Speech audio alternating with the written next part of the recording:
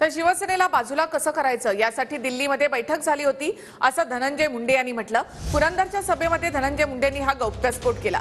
2017 ला कुठे आणि कशी बैठक झाली हे व्हिडिओ सहित सांगू शकतो असं धनंजय मुंडेंनी म्हटलं।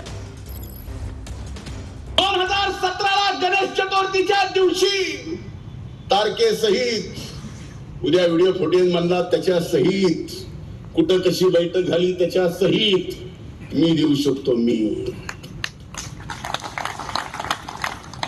दिल्लीला कोणाच्या घरी शिवसेनेला बाजूला कसं काढायचं याच्या सहित स्पष्टपणाने सांगितलं जातंय। मी मान्य अरे कमाल करतो मी मान्य उद्धव ठाकरे साहेबांची एवढा हतबल झालेला तुमचे माजी नेते माननीय उद्धवरावजी ठाकरे साहेब एवढे हतबल झालेले कधी बघितलं। स्पष्टपणे सांगतायत शिवसेनेला आम्ही भाजप पासून बाजूला केलं